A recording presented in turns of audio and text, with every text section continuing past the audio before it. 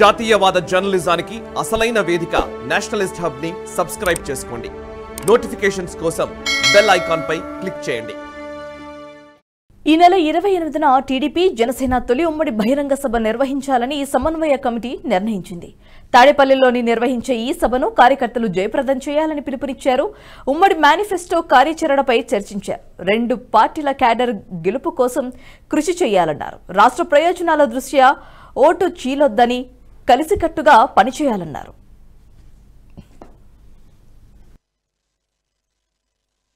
మంచి కలయికతోటి మంచి ఉద్దేశంతో ఈ కార్యక్రమాన్ని ముందుకు తీసుకెళ్తామని సందర్భంగా తెలుపుకుంటున్నాం.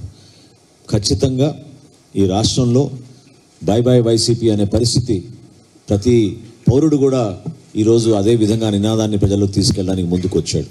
ఆ వాతావరణాన్ని మరింత బలోపేతం చేయడానికి ఈ రాజకీయ కక్షలు మీడియా పైన జరుగుతున్న దాడులు, సామాన్యులపైన తీసుకొస్తున్న మానసిక ఒత్తిడి, వీటన్నిటినీ కూడా ఒక 2 నెలల్లో రాష్ట్రం నుంచి వైసీపీ విముక్త ఆంధ్రప్రదేశ్గా మార్చే విధంగా మనందరం కూడా కలిసి పనిచేద్దామని, ఈ సభ విజయవంతం కావడానికి ప్రతి ఒక్కరు కూడా కృషి చేయాలని జనసేన పార్టీ తరఫున, మా పార్టీ అధ్యక్షులు పవన్ కళ్యాణ్ గారి తరఫున, మా నాయకులకు, జన సైనికులకు, వీర మహిళలకు ప్రతి ఒక్కరికి కూడా పిలిపిస్తున్నాం.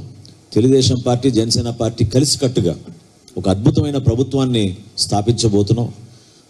ప్రత్యేకంగా యువతకు ఉపాధి అవకాశాలు, మహిళలకు రావాల్సిన భద్రత, రైతులకి అందించాల్సిన భరోసా, ఈ 3 అంశాలపైన ఈరోజు కూడా మేము మా సమావేశంలో చర్చించుకుని ఎట్టి పరిస్థితుల్లో కూడా మేనిఫెస్టోలో కొన్ని మంచి ప్రణాళికతో సిద్ధం చేసిన కొన్ని అంశాలని పెద్దలు రామకృష్ణుడు గారు కూడా అనేక సూచనలు చేశారు.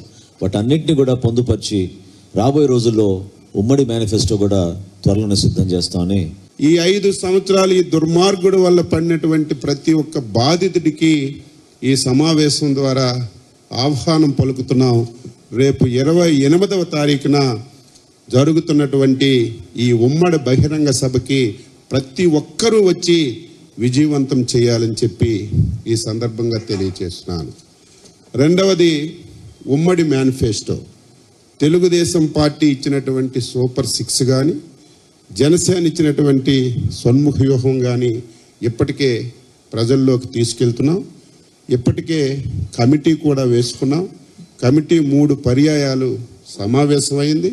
ఇంకా 2-3 పర్యాయాలు సమావేశమై అధ్యక్షులను కూర్చొని వీలైనంత తొందరగా ఉమ్మడి మేనిఫెస్టోని తయారు చేసి ప్రజలకి తెలియచేస్తామని చెప్పి ఈ సందర్భంగా తెలియచేస్తున్నాను. మూడవది టికెట్స్ అనేవి ఎవరు పోటీ చేయాలనేది అటు తెలుగుదేశం పార్టీ జాతీయ అధ్యక్షులు చంద్రబాబు నాయుడు గారు. ఈ వీడియో మీకు నచ్చినట్టయితే లైక్ చేయండి, 10 మందికి షేర్ చేయండి. అలాగే కామెంట్ల రూపంలో మీ అభిప్రాయాలను మాతో పంచుకోండి. Nationalist hub group of channels ను సబ్స్క్రైబ్ చేసుకుని తెలుగునాట జాతీయవాద జర్నలిజాన్ని ప్రోత్సహించండి. ఈ వీడియో కింద ఉన్న బెల్ ఐకాన్ పై క్లిక్ చేయడం మర్చిపోవద్దు.